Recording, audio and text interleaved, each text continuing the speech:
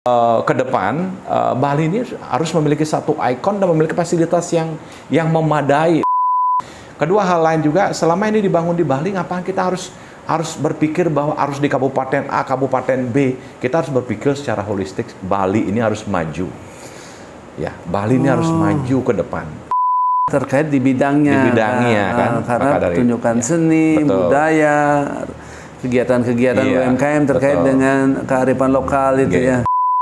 Begini Pak Dewo, karena pemerintah sekarang justru dengan adanya Undang-Undang Cipta Kerja ini kebanyakan diswastanisasi.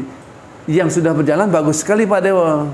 Nah, setuju, menurut Pak Dewo perlu nggak diswastanisasi oleh masyarakat lokal yang mengelola atau yang mampu keahliannya itu untuk mengelola sehingga kearifan lokal ekonomi itu hidup Pak Dewo. Perlu nggak itu? Karena masa pembangunan ini, masa proses perencanaan dan lain-lainnya ini distarti dengan masa Covid Pak Dewo. Sehingga banyak yang komplain kenapa politik anggaran Pak Gubernur tidak ke sektor real, kenapa tidak mesti harus dibantu ke Dinas Kesehatan untuk membantu warga Bali yang Covid kemarin.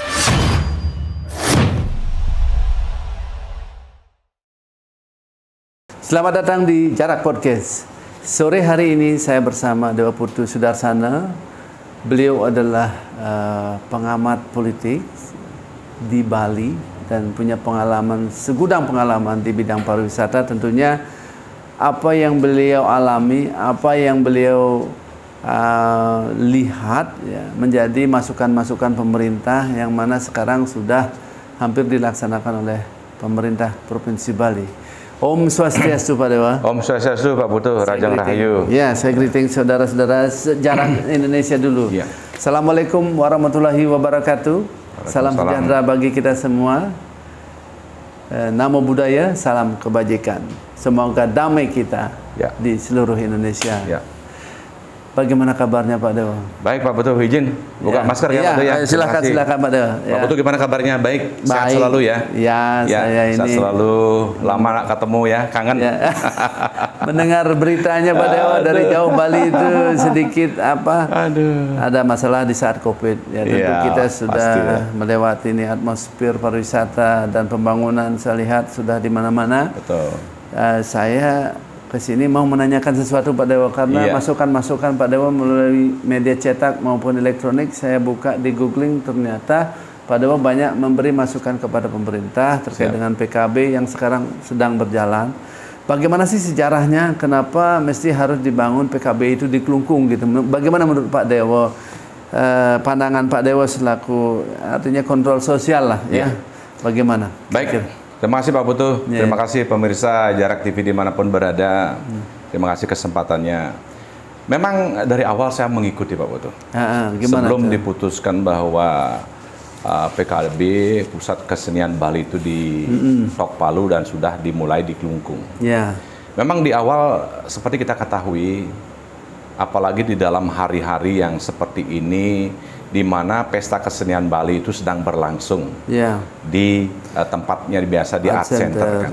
Bisa kita bayangkan bagaimana hiruk pikuknya, di samping juga hiruk pikuknya juga fasilitas-fasilitas kendaraan yang memang susah untuk ditampung dan mengambil jalan-jalan umum dipakai untuk parkir dan bahkan rumah-rumah masyarakat juga dimanfaatkan untuk parkir kan. Nah inilah dengan terobosan apa yang disampaikan oleh Pak Gubernur, menjadikan Kelungkung sebagai pusat kebudayaan Bali dan menjadikan Kelungkung sebagai venue pembangunan itu sangat luar biasa dan memang saya mendorong dari dulu seperti itu. Kenapa? Karena saya sempat diwawancarai salah satu media apa yang terjadi dengan pembangunan Bali ke depan, khususnya bagaimana kebudayaan Bali memiliki sebagai mahkota yang sudah kita banggakan ini harus memiliki sebuah tempat yang memadai sebagai ikon daripada pariwisata. Sebentar dulu Pak Dewa, bukannya PKB itu ya setiap tahun tidak ada apa-apa kan, normal-normal saja presiden, siapapun presidennya berkunjung dan meresmikan membuka sudah hal yang biasa. Ini terkait dengan pemindahan itu, menurut Pak Dewa ada misi dan visi yang lain nggak? Saya melihat memang justru goalnya akan jauh lebih besar ya. Goalnya lebih besar. Kenapa? Kalau kita melihat sekarang kan apa yang ada di Art Center ini betul bagus. Hanya saja kan bertambahnya pengunjung dan fasilitas-fasilitas lain kan harus di-provide, harus disediakan. Katakanlah parkir, katakanlah juga kalau kita lihat sejarahnya dari PKB di awal di zamannya Bapak Ide Bagus Mantro, kan memang perkembangan pariwisata Bali kan tidak seperti saat ini. Tidak seperti saat ini yang memang sebelum pandemi itu kan kita hampir 7 juta per tahun kunjungan pariwisata ke Bali kan. Nah, apalagi sekarang setelah pandemi ini kan sudah di angka 50-60% pemulihan pariwisata. Apalagi sekarang antusiastik masyarakat lokal itu mengunjungi, melihat atraksi budaya di Art Center itu kan membludak. Ya kan, ini juga harus menjadi sebuah pemikiran. Makanya Pak Gubernur juga punya pertimbangan-pertimbangan lain, sehingga dicarilah tempat yang memadai yang ada di Galian, yang mana notabene Galian itu adalah sebagai tempat dulu adalah Galianse itu kan. Nah, itu kan sangat bagus sekali.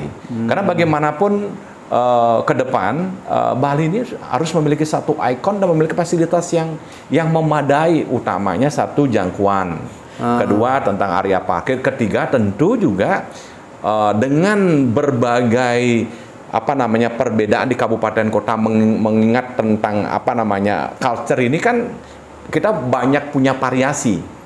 Ya, khususnya katakanlah satu tarian baris gede di setiap kabupaten memiliki ciri khas masing-masing. Kalau ini dibuatkan sebuah tempat yang memadai, bukan kita hanya bicara sebuah pesta kesenian Bali yang datangnya setahun sekali, dan ini bisa dipakai event terus-menerus sepanjang tahun, ya kan? Bayangkan kalau sudah pusat kebudayaan ada di situ, pasti event-event lain akan bisa menyusul dengan sendirinya. Oh, begitu. Ya, berarti ada tujuan yang lebih besar ke depannya. Saya yakin. Ya. Karena goalnya ini lebih besar, sehingga atraksi budaya lebih simpel dan nengoknya itu di satu tempat bisa dilihat semuanya. Pemirsa, itulah pendapat Pak Dewo, karena ini masukan-masukan, tentu pro dan kontra pasti ada. Saya juga sempat mewawancarai yang tidak pro terhadap pembangunan itu, mungkin diperkirakan adanya nanti erosi, adanya musibah nanti kapan. Ya, ini kan namanya pendapat. Tentu Bupati dan Gubernur sudah linear memikirkan hal ini terkait dengan kedepannya. Berarti Pak Dewo menyampaikan itu kedepannya mimpi yang besar itu ya Pak Dewo. Kalau saya melihat sih begini, kita sebagai wangsa Bali, orang Bali, kita harus selalu mendukung dimanapun itu dibangun. Apalagi ini dibangun dengan tempat yang memadai, dengan titik nol dari Denpasar menuju Kelungkung ini kan tidak begitu jauh. Dengan fasilitas jalan yang luar biasa, jalan bypass Mantre, ini kan juga cukup cepat, ya jangkauannya sampai di situ. Itu satu. Kedua, hal lain juga, selama ini dibangun di Bali, ngapain kita harus berpikir bahwa harus di Kabupaten A, Kabupaten B. Kita harus berpikir secara holistik, Bali ini harus maju. Ya, Bali ini harus maju ke depan. Ini yang saya sebagai warga masyarakat mengucapkan terima kasih kepada, walaupun saya bukan orang Kelungkung gitu kan, tapi kan saya punya sejarah. Bali ini punya sejarah tentang Kelungkung, kerajaan Gel-Gelnya. Di samping itu Kelungkung juga lah kabupaten yang terkecil, tetapi memiliki histori yang luar biasa tentang perjalanan wangsa Bali yang ada di Bali. Ya begini, pada banyak pendapat direct DM ke kita, tolong sampaikan. Air sana juga butuh bantuan, Tirta Empul juga butuh bantuan, Candi Daso juga butuh bantuan, daerah-daerah lain juga, Uluwatu juga butuh pembangunan. Kenapa di Kelungkung? Ini jawabannya Pak Dewo yang tadi itu untuk artinya mensentrali semua atraksi itu di satu tempat. Supaya wisatawan datang lebih mudah menjangkau. Tapi di tempat lain juga perlu menjadi atensi pemerintah. Artinya pengembangan daerah tujuan wisata ini perlu dikembangkan dengan kemasan yang berbeda-beda, sehingga Bali ini tidak monoton. Kita bicara hanya culture, tapi kita juga bicara tentang tujuan-tujuan pariwisata yang lain yang mendukung pariwisata ini lebih maju, kan itu yang Pak Dewa apa aja tahu nggak di dalamnya tuh apa aja yang mau dibangun, ada nggak program-program UMKM nanti yang punya usaha-usaha ya mungkin menitipkan barangnya di sana. Seperti apa Pak, sepengetahuan Pak Dewa tahu? Kalau sepengetahuan saya saya juga mengikuti. Apa sama dengan PKB tinggal copy paste di sana atau gimana? kalau PKB itu kan adalah art center, itu kan memang adalah pusat kebudayaan. Di mana di dalam pusat kebudayaan itu ada sebuah rutinitas setiap tahun yang namanya Pesta Kesenian Bali kan. Itu sudah masuk ke dalam sudah masuk ke apalah katakanlah kinerja daripada pemerintah Provinsi Bali. Zaman dulu dari zaman Bapak Ide Bagus Mantra almarhum. Ya. Nah, sekarang tentu dengan memang karena memang ini sudah pengembangan baik juga pengunjung semakin banyak dan fasilitas perlu ditingkatkan dan keterbatasan lahan di Denpasar. Saya kira ini juga menjadi pertimbangan. Makanya saya di salah satu media menyampaikan isi ini juga salah satu sebagai sebagai ujung tombak juga mengembangkan kebudayaan kita. Karena terkait di bidangnya kan. Karena pertunjukan seni, budaya, kegiatan-kegiatan UMKM terkait dengan kearifan lokal itu ya. Sempat saya sarankan lebih baik art center ini diserahkan kepada ISI sebagai pengelola, sehingga ISI pun punya tempat di situ melakukan sebuah kajian kebudayaan, latihan, pengembangan, apakah nanti ke depan dia mungkin setiap saat dia ada sebuah event yang memang dia buat khusus di pada pengembang sumber daya di bidang kebudayaan kan, saya kira juga klop banget. Saya kira begini Pak Dewo, karena pemerintah sekarang justru dengan adanya Undang-Undang Cipta Kerja ini, kebanyakan diswastanisasi. Yang sudah berjalan bagus sekali Pak Dewo. Nah, menurut Pak Dewo, perlu nggak diswastanisasi oleh masyarakat lokal yang mengelola atau yang mampu keahliannya itu untuk mengelola, sehingga kearifan lokal ekonomi itu hidup Pak Dewo. Perlu nggak itu? Ya, ini saya kira pertanyaan Pak Tu ini harus perlu diimplementasikan. Karena begini, pemerintah ini kan sebagai koordinator kan. Bagaimana sekarang sumber daya masyarakat lokal ini bisa diperdayakan dengan apa? Meningkatkan daripada kemampuan SDM ini di bidang pendidikan, khususnya bidang pengelolaan, manajemen. Ya, ini yang perlu diberikan mereka pelatihan-pelatihan. Katakanlah kalau misalnya PKB ini bisa terwujud, Astungkara bisa beroperasi, ya doa saya dan harapan saya, tentu ini juga akan memberikan dampak yang luar biasa kepada masyarakat di sekitarnya. Bukan hanya masyarakat Kelungkung, tetapi masyarakat kabupaten lain juga harus punya anjungan di situ. Misalnya Gianyar ada anjungannya, katakanlah misalnya Tabanan, punya di situ. Dan ini harus diperdayakan sesuai bagaimana lokal jeniusnya. Ya kan, jangan sampai misalnya orang dari Kabupaten A, anjungan B juga dari Kabupaten A, ya kan? Ini harus dikelola, mengambil lokal jenius yang ada di kabupaten lain yang bisa misalnya bisa diatraksikan, bisa dijual belikan, bisa disaksikan oleh pariwisata, ya kan? Dan ini akan meningkatkan pasti. Mantap sekali Pak Dewo. Seperti di negara punya Jegok, ya kan? Terus mungkin Bangli dengan dramanya, Ubud dengan artworknya. Betul. Bagus sekali. Daripada orang datang ke hotel, disediakan di hotel.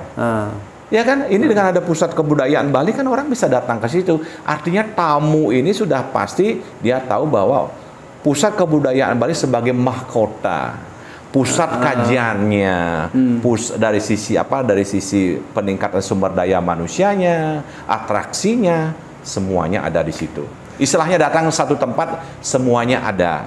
Tapi tentu kabupaten-kabupaten lain juga membuka, sehingga fasilitas-fasilitas pendukung ini perlu dikembangkan di tempat lain, walaupun tidak harus dibuat semua di situ, gitu kan? Artinya ini ada sebuah saling mendukung.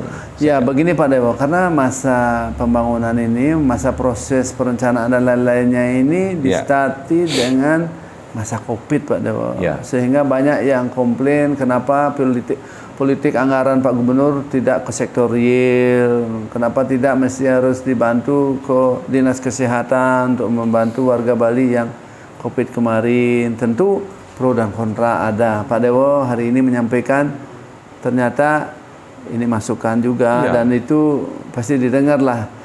Ada yang mendukung, ada yang tidak mendukung, sah-sah saja, tergantung regulator lah melaksanakan ini. Sehingga semua ada di tangan beliau sekarang. Ya, kita memberikan nomini kita ini, kekuasaan ini kepada Pak Gubernur dan Bupati di Kelungkung. Pasti. Mudah-mudahan ini berjalan lancar. Saya doakan karena hambatan. Betul. Saya doakan karena ini memang saya yakin Pak Gubernur sudah membuat kajian panjang dan ini sangat luar biasa dan saya secara pribadi sangat mendukung dan ini bagus sekali. Ini bagus, ya, bagus ya? sekali, bagus sekali. Baik, ya. Terima kasih Pak Dewa. Terima kasih Pak Putu. Sehingga ini terima kasih. menjadi masukan sehingga kita dari pihak media yang pro kita ajak duduk, yang kontra kita ajak duduk.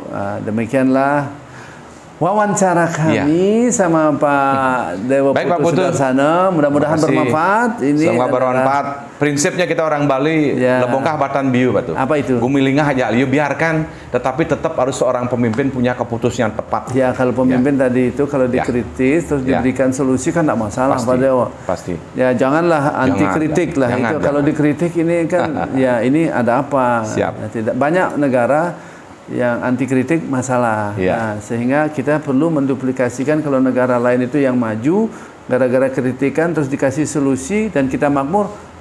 Kan lebih baik didengarkan ya. Semua energi itu baik energi negatif dan positif itu kalau kita bisa mengolah energi negatif itu bisa menjadi positif. Tergantung pusara positifnya harus disuarakan terus-menerus kan.